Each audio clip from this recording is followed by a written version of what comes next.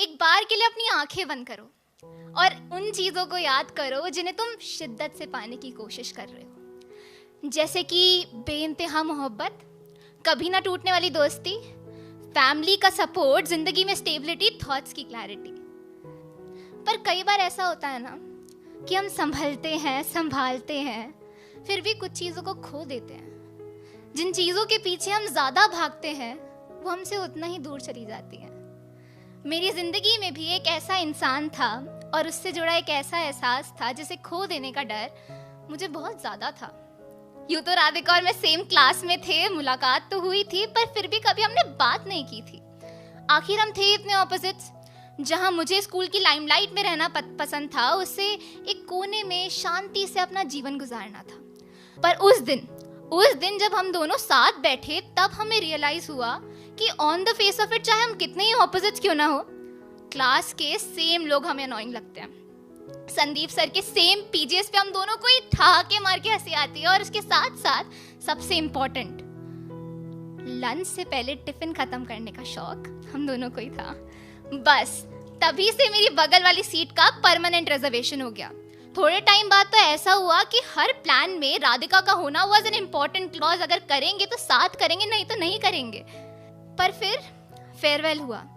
उस दिन मुझे ऐसा लग रहा था कि सब कुछ पीछे छूट रहा है, पर उस दिन एक चीज की बहुत गारंटी थी कि वो फेयरवेल मेरी और उसकी दोस्ती का अंत नहीं था। लॉन्ग डिस्टेंस प्यार सुना है? मैंने तो सुना है, पर हम दोनों का लॉन्ग डिस्टेंस फ्रेंडशिप था। 1427 kilometres to be precise, Delhi to Bombay.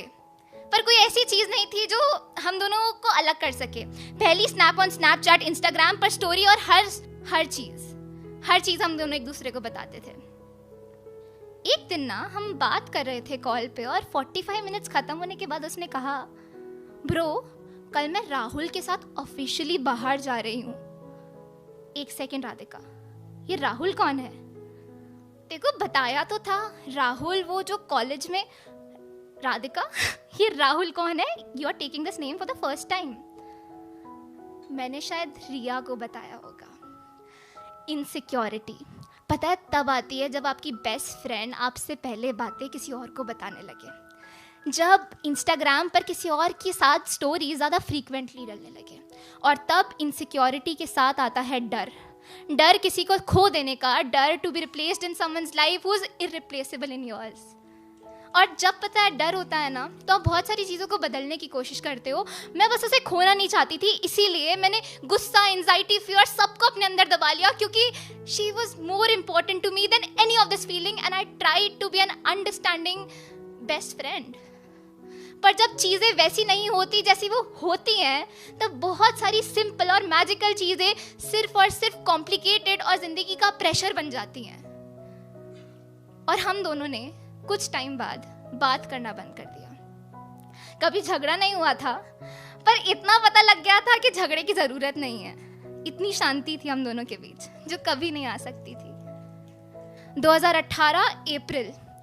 नफरत नहीं की थी, बस उसके बारे में सोचना बंद कर दिया था। और तभी साली ने एक मीम फॉरवर्ड किया।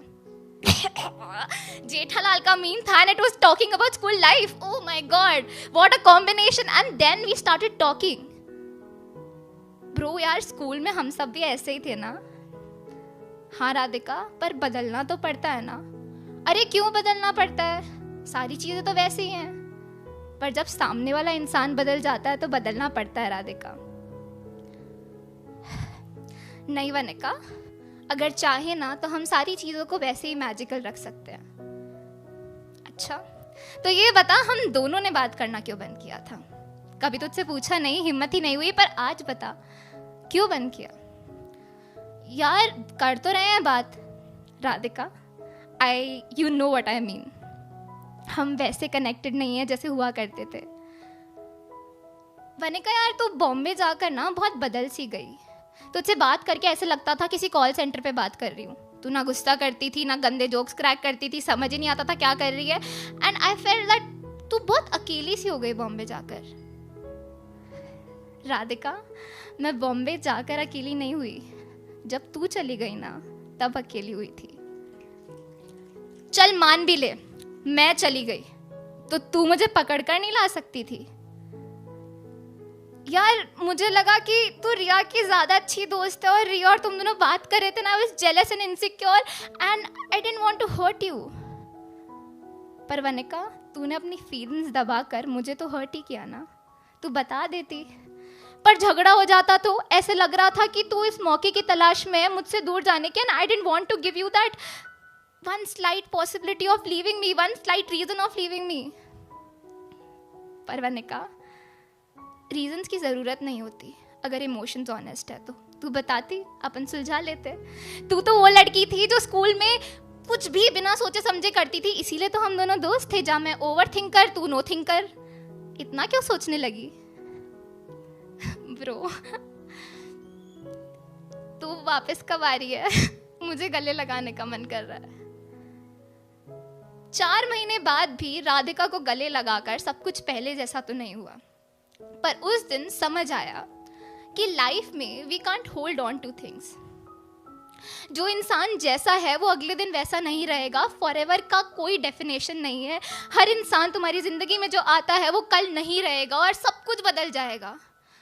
तो एक बार के लिए रुक कर जो जैसा है, प्रेजेंट में है, हमारी जिंदगी में प्रेजेंट है, उसको एम्ब्रेस करते हैं ना।